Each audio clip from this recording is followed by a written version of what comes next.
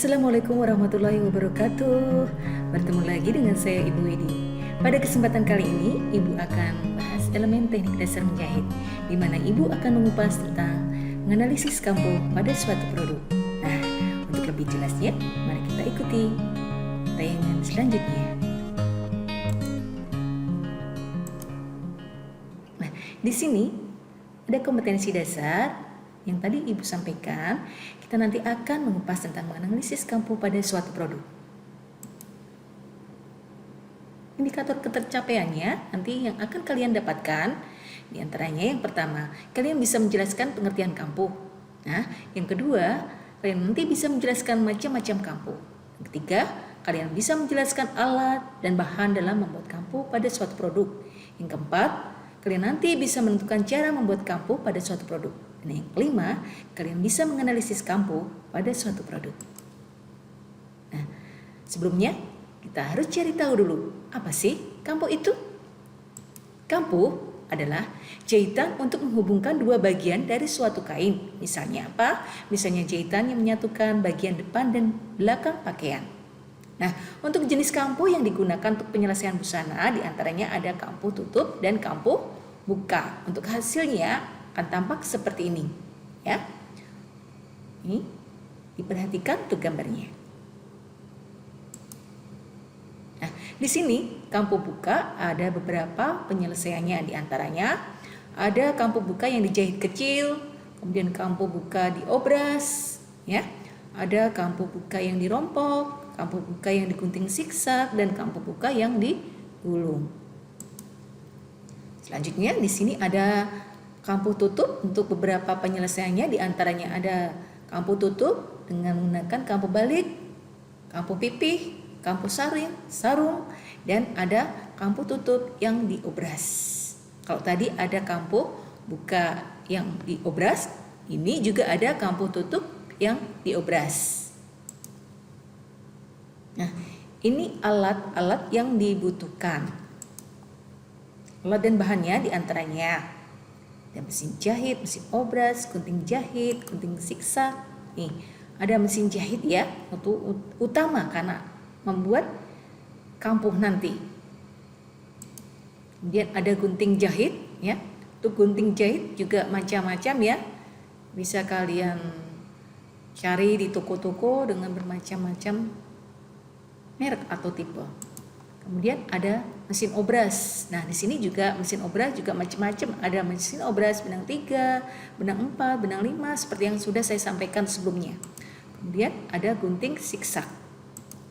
Nah, ada gunting benang juga, kemudian kapur jahit ya, untuk memberikan tanda saat nanti menjahit pada kampuhnya. Kemudian ada pita ukur ya.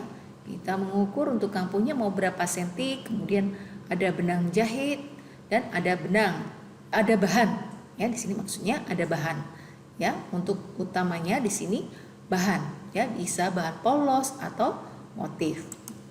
Kemudian di sini Ibu akan menjelaskan macam-macam kampo buka. Nah, apa saja macam-macam kampo buka itu? Di antaranya yang pertama, kampo buka dengan diobras ya.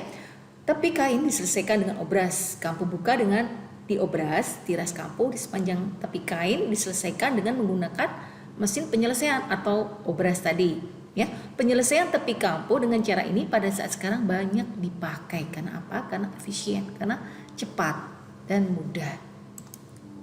Selanjutnya ini bisa dilihat untuk hasil dari kampo buka dengan diobras tadi ya.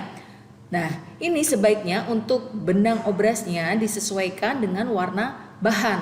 Karena ini ya, untuk menampilkan supaya ini tampak bahwa ini diobras, jadi ini dibuat berbeda dengan warna dari jenis kainnya ya. Dan sebaiknya nanti saat kalian praktek sebaiknya menggunakan warna yang senada dengan warna kain. Selanjutnya di sini ada kampo dengan penyelesaian stikan siksak ya.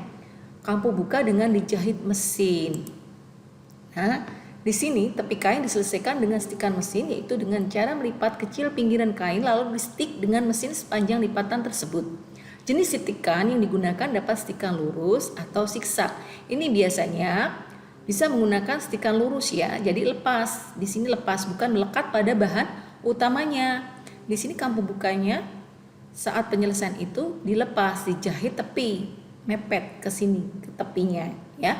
Atau bisa menggunakan mesin jahit yang semi otomatis yang ada bermacam-macam stikan itu. Kemudian selanjutnya ada kampu dengan penyelesaian kain serong nih, hasilnya seperti ini. Nah, kampu buka dengan dirompok ya. Ini adalah kampu buka dengan dirompok. Diselesaikan dengan cara apa? Ya diselesaikan dengan cara dirompok, dijahit dengan menggunakan kain serong. Penyelesaian ini hanya dipakai untuk busana yang dibuat dari bahan atau kain tebal ya. Jadi tidak semuanya menggunakan kampu buka ini menggunakan kain serong atau penyelesaian rompok, tidak ya. Jadi ini digunakan untuk bahan atau kain tebal saja. Nah, selanjutnya kampu buka dengan digunting siksak. Nih contohnya kan tampak seperti ini.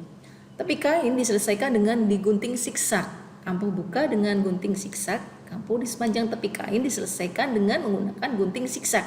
Jadi setelah dijahit antara depan dan belakang ya, nanti saat praktek ya ada 2 potongan ini setelah dijahit, tinggal kampuhnya nanti menggunakan 2 cm atau berapa senti ya.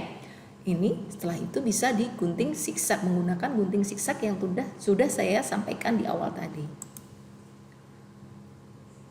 Nah, selanjutnya kampu buka dengan digulung. Nah, kampu buka dengan digulung adalah tepi kain yang diselesaikan dengan cara diwulsum. Nih, ya. Ini akan tampak seperti ini. Ini bagian buruknya, ini bagian baiknya. Yang diselesaikan dengan cara diwulsum, kemudian digulung dan disum sembunyi. Kampu buka dengan gulung ini digunakan pada bahan tembus terang. Nah, ini juga khusus. Kampu ini digulung khusus digunakan untuk bahan yang tembus terang. Tidak semuanya bahan diberlakukan sama untuk penyelesaiannya dengan digulung ya. Jadi tolong diingat untuk bahan tembus terang ini bisa digunakan menggunakan kampu buka yang digulung.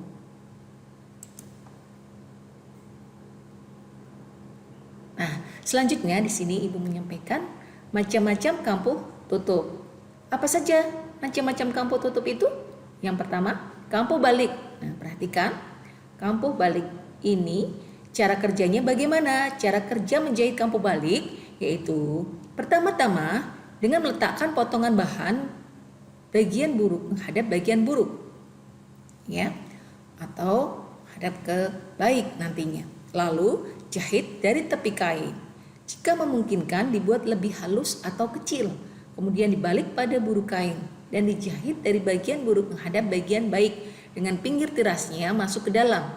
Hasil kampu ini sebaiknya paling besar kurang lebih setengah senti.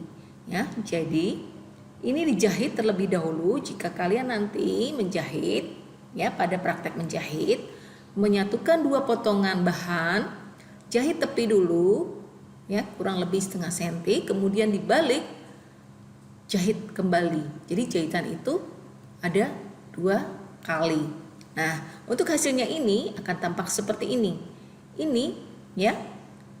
Ini berada di bagian dalam nantinya ya. Ini karena apa? Ya nanti ini akan melekat pada tubuh kita. Jadi tidak di luar, tapi ini yang bagian dalam.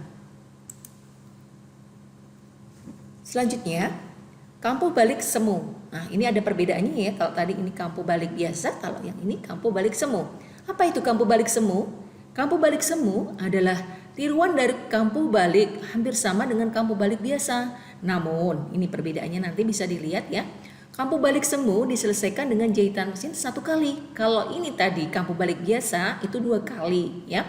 Kalau kampu balik semu itu hanya 1 kali, yaitu dengan bagian baik menghadap bagian baik dengan kampu 1 cm.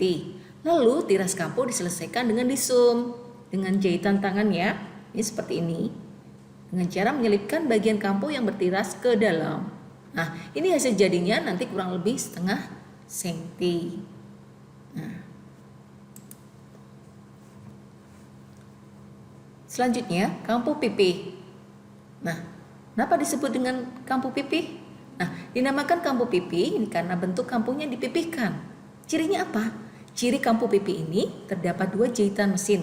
Kampu pipi dipakai untuk menjahit kain sarung, kemeja, celana, jaket, pakaian bayi, dan sebagainya. Menjahit kampu pipi dengan cara menjahit 2 lembar potongan kain tepat pada garis pola, lalu lipatkan tepi kampu selebar setengah senti, lalu stik atau jahit tepi kampu. Nih, akan tampak seperti ini. Perhatikan, ya, kampu pipinya. Nah, tampak terdapat 2 jahitan. Hasilnya seperti ini. Selanjutnya, kampu Prancis atau French seam. Kampu Prancis dipakai untuk menjahit bahan jenis tipis. Ya, hasil dari kampu Prancis hanya terdiri dari 1 jahitan saja. Ya. Kemudian cara menjahitnya bagaimana? Cara menjahitnya dengan menyatukan 2 lembar kain. Kain bagian baik saling berhadapan, namun lebar kampu tidak sama lebar. Bagian atas lebih kecil dibanding bagian bawah. Lipat tepi kampu bagian bawah lalu letakkan tepat pada garis pola atau jahitan pinggir kain yang satu atau kain yang lebih kecil. Lalu jahit tepat pada garis pola dengan lebar kurang lebih 0,6 mm. Ini hasilnya akan tampak seperti ini. Ya, untuk prosesnya terlihat seperti ini. Ya, digabungkan kemudian dijahit menjadi satu dengan lebar yang berbeda. Ya, hasilnya jadi seperti ini. Nah, selanjutnya kampu sarung. Apa ciri khas kampu ini? Pada bagian buruk dan bagian baik kain jahitan tampak di kedua sisinya. Nih ya, ini prosesnya. Kemudian cara menjahit kampu sarung yaitu tepi kain sama-sama dilipat menjadi selebar setengah senti, lalu dijahit tepat pada pinggirannya dari bagian buruk. Ini akan tampak seperti ini. Ya. Ini bagian buruk, ini bagian baik. Ya. Nah, itulah tadi materi yang Ibu sajikan kali ini. Semoga bermanfaat untuk semua. Semoga semuanya selalu diberikan kesehatan, keselamatan, lindungan, dan keberkahan dari Allah Subhanahu wa Ta'ala. Amin ya Rabbal 'Alamin. Sekian materi yang Ibu sajikan kali ini. Terima kasih. Wassalamualaikum warahmatullahi wabarakatuh. Sampai jumpa.